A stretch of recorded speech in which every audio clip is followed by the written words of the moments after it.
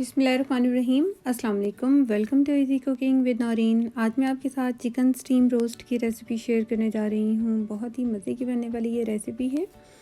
इस रेसिपी को हम उन तमाम मसालों से तैयार करेंगे जो कि हर घर में आम तौर पर पाए जाते हैं। चंद मिनटों में ये रेसिपी तैयार हो जाती है। इसे हम जूसी और यमी सॉफ्ट कैसे बनाकर तैयार कर सकते हैं, ये टेक्निक आज छोटी सी टेक्निक है जो मैं आपके साथ शेयर करूँगी।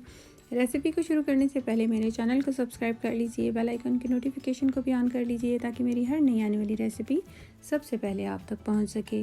यहाँ पर मैंने 1 किलो चिकन लिया है और इसको मैंने नमक और सिरके वाले पानी में तकरीबन 15 मिनट के लिए भिगो दिया था और इसके बाद मैंने इसको पानी से अच्छी तरीके से धो लिया है। अब हम इसको कट लगा लेंगे इस तरह से।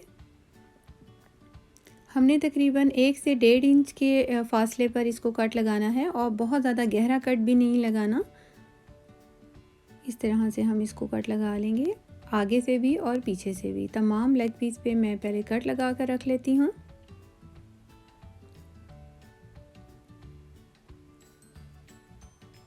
मैंने यहाँ पर बहुत ज़्यादा गहरे कट नहीं लगाए हैं। ये देखिए, ये कट लगा चुकी हूँ। अब नेक्स्ट स्टेप कर लेते हैं। यहाँ पर मैंने एक बोल लिया है, उसके अंदर 2 टेबलस्पून हम दही ऐड करेंगे। गाढ़ा दही होना चाहिए। और 2 टीस्पून मैं यहाँ पर लहसुन और अदरक का पेस्ट ऐड कर रही हूँ। 1 टीस्पून नमक ऐड करेंगे, आप अपने टेस्ट के अकॉर्डिंग ऐड कीजिएगा। 1 टीस्पून पेपरिका पाउडर, आप चाहें तो लाल मिर्च का पाउडर भी ऐड कर सकती हैं। और 1/4 टीस्पून मैंने यहाँ पर हल्दी पाउडर ऐड किया है। हाफ टीस्पून धनिया पाउडर और 1 टीस्पून यहाँ पर मैंने ब्लैक पेपर पाउडर ऐड किया है।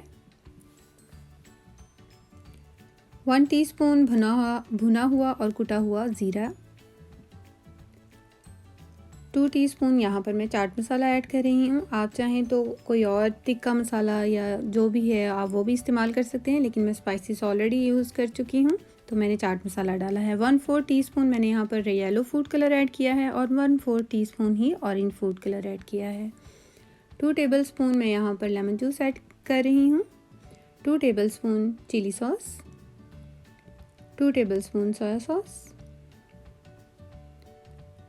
और अब हम इन तमाम मसालों को अच्छी तरह से मिक्स करेंगे और इसका एक अच्छा सा टेक्सचर बनाकर रख लेंगे। ये देखिए, अब हम इसके अंदर एक एक पीस उठाएंगे चिकन का और अच्छी तरह से इसको कोट कर देंगे मसाले के अंदर।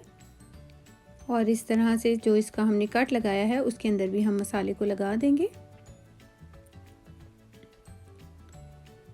हमने एक एक पीस उठाते जाना है और इसको मसाले के अंदर कोट करते जाना है। अब हम इसे कम से कम आधा घंटा और ज़्यादा से ज़्यादा ओवरनाइट हम इसे रख सकते हैं। मैंने यहाँ पर आधा से 1 घंटा तकरीबन इसको रखा है मैरिनेशन के लिए। अब मैं इसको एक दफ़ा फिर से टॉस कर लेती हूँ ताकि मसाला एक जैसा लग जाए सब पर।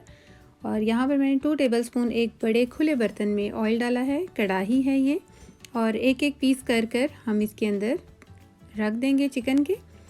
और यहाँ पर जो मेरा मसाला बचा था मैं उसके अंदर थोड़ा सा पानी डाला है और इसके अंदर ऐड कर दिया है। इस तरह डालने से जो हमारा चिकन है वो बहुत ही यमी और जूसी बनेगा। इसी पानी में हम इसको पकाएंगे। ये देखिए, तकरीबन हमने 10 मिनट के लिए इसको ढककर पकाया है। अब हम और लो फ्लेम पर हमने पकाना है, लो टू मीडियम फ्लेम पर। इसकी साइड चेंज कर देंगे और दूसरी साइड से हमने इसको 6 से 7 मिनट तक पकाना है। लो टू मीडियम फ्लेम पर दूसरी साइड से मैंने 6 से 7 मिनट इसको पकाया है और ये तैयार हो चुका है। आप देखें, मसाला बिल्कुल खुश्क हो गया है, पानी बिल्कुल खुश्क है और ये बिल्कुल तैयार है। अब हम चाहें तो इसको इसी तरह भी सर्व कर सकते हैं, लेकिन मैं इसके ऊपर अच्छा सा कलर लाने के लिए मैंने इसको डीप फ्राई किया है जस्ट 1 मिनट के लिए। तेज़ गरम ऑयल लेंगे और एक एक पीस करके इस ऑयल में डाल देंगे। ऑयल तेज़ गरम होना चाहिए, अगर हल्का गरम होगा तो बहुत देर लगेगी इसको कलर आने में और चिकन बहुत ही सॉफ्ट हो जाएगा और वो टूटना शुरू हो जाएगा।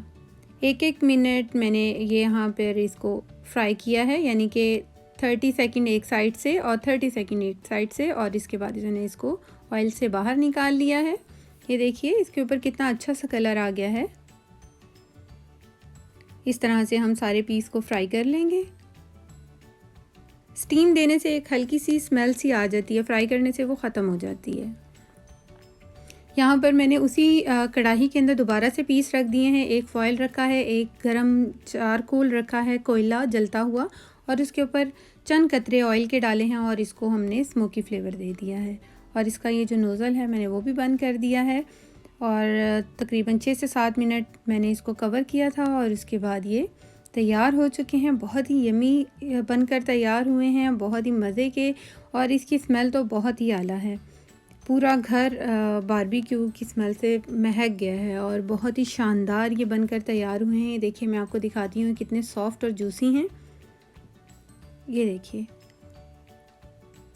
हड्डी से गोश्त बिल्कुल अच्छे तरीके से अलग हो चुका है और ये देखिए कितना नरम और जूसी बनकर तैयार हुआ है। इसको किसी भी चटनी, रायते, केचप के साथ सर्व कीजिए और नान के साथ सर्व कीजिए। बहुत ही मज़े की बनने वाली ये रेसिपी है। रेसिपी पसंद आई हो तो मुझे कमेंट्स में ज़रूर बताइएगा। Thanks for watching. अल्लाह हाफिज़।